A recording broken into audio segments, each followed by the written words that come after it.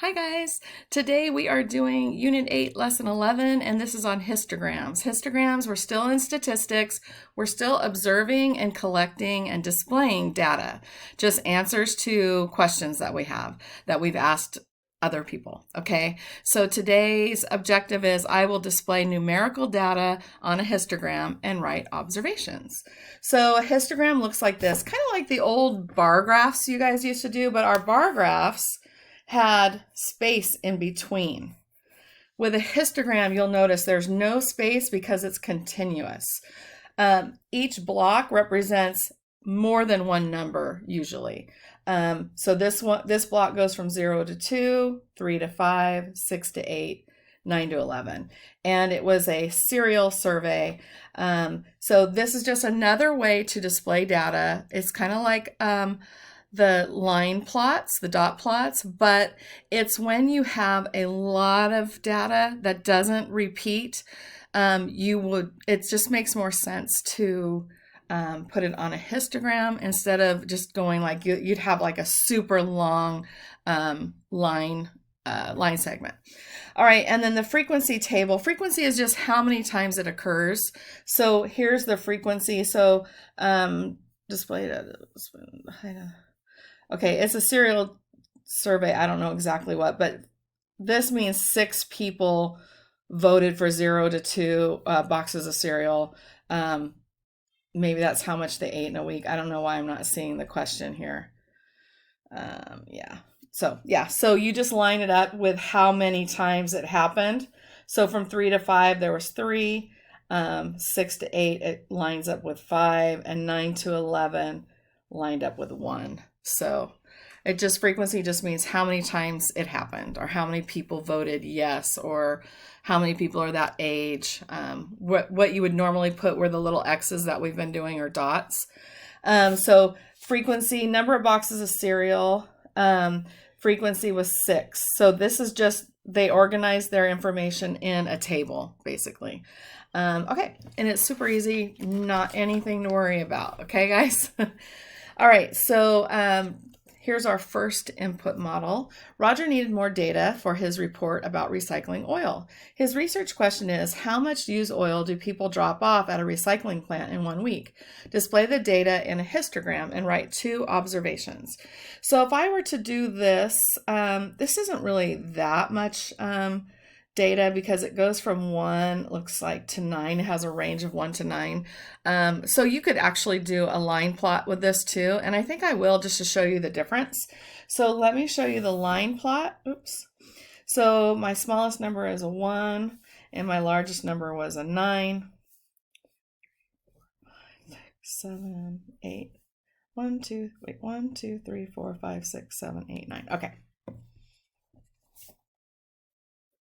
All right, so then I'm just going to number those. And then I'll just start plotting my dots. So you can remember, you can do a dot or an X. I've been doing X's, but you can do either depending on which one you like better.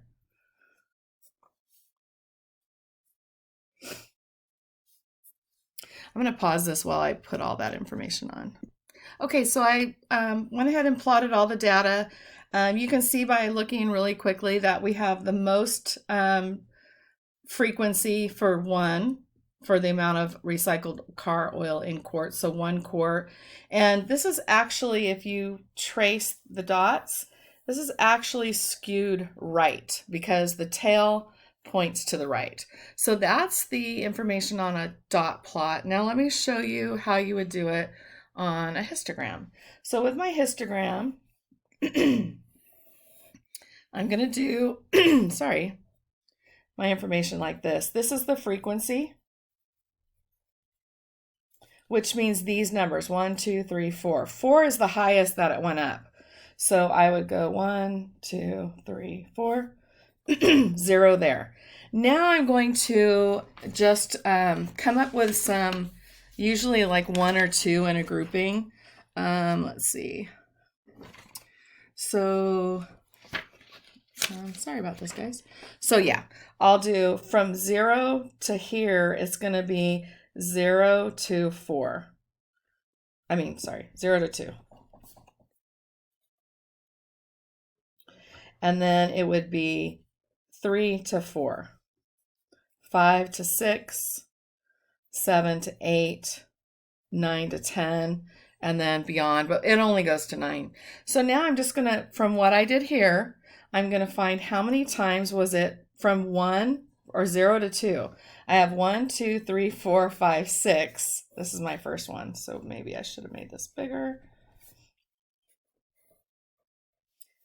1, 2, 3, 4, 5, 6. I have to include both of these because it's everything from 1 to 2. So I'm going to go up to 6, and I'm going to go across and down to that line. And then sometimes people will shade them in, they'll color code it, it just depends on what they're doing. So now this has to go from 3 to 4. 1, 2, 3. So I go over to my 3, go across, and line it up with this line. So maybe this would go a different way or a different color. From 5 to 6, I have 2. Oops. And shade it a different way. From 7 to 8, I have 1, 2, 3.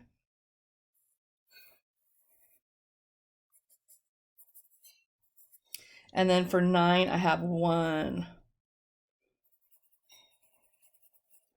So if you notice, the shape is going to be very similar. I have, if I were to trace this, it's also skewed right, just like this. And I can see very easily from 0 to 2 was my biggest number, 3 to 4, and then I can see 9 to 10 was the lowest. Super easy. So let me pause this for a second.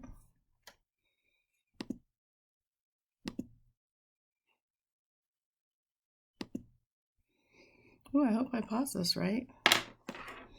Because now it's acting up. Yeah, don't do this to me. Oh, sugar plums.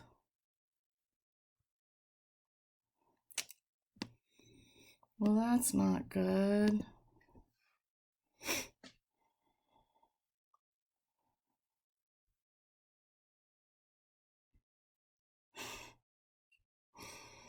How sad. I don't know what's happening. Shoot.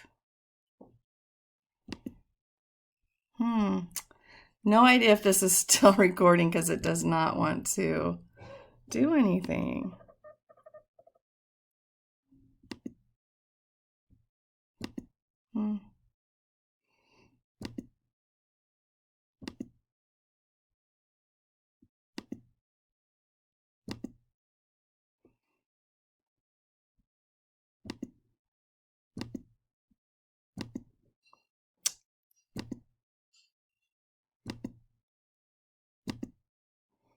Shoot.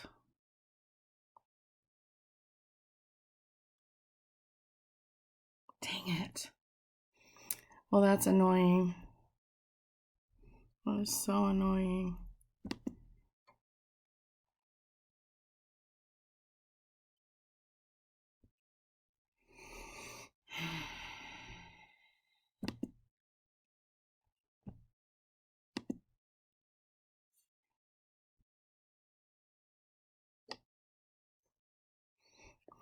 Well, I hope that went through, guys. I have no idea. Hopefully that went through. We're going to do another one. Hold on just a second. Okay.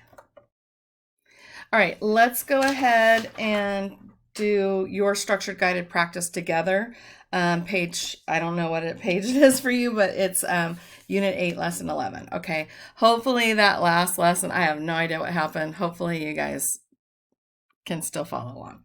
Okay, the public library had a summer reading contest. At the end of the summer, the contestants turned in a reading log with the number of books read.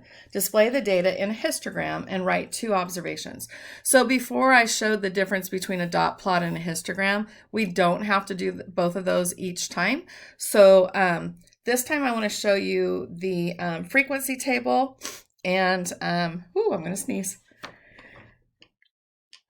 Excuse me, a frequency table that you can kind of use just to organize your data. So number of books read, it goes from 1 to 12. So books red, and then you put a tally mark. So 1, 2, 3, 4, 5, 6, 7, 8, 9, 10, 11, 12. Boy, I did not leave myself enough room there. Okay, so for 12, I've got 1. I've got another one. 5, I have 1. 11, I have 1. 8, I have 1. 17, ooh, I didn't see that one. 13, 14, 15, 16. 17 will be our outlier with this scenario.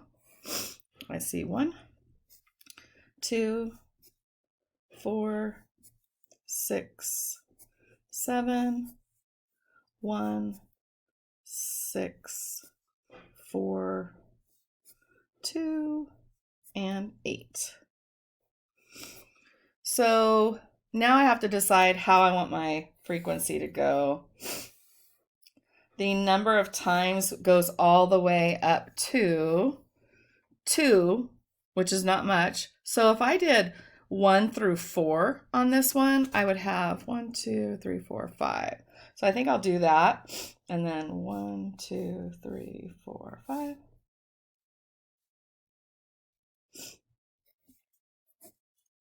Zero's there. And so if I decide to go 1 through 4, so my first one is going to be 1 through 4, or actually it's 0 to 4. And I have 1, 2, 3, 4, 5. So I'm going to go ahead and draw that. My next one is going to be 5, 6, 7, and 8. So since I went 4 here, you want to keep going in 4s. So I have 1, 2, 3, 4, 5, 6 this time. Hopefully I did enough. Okay. And then from 9 to 12, I only have 3. And then from 13 to 16, I have 0.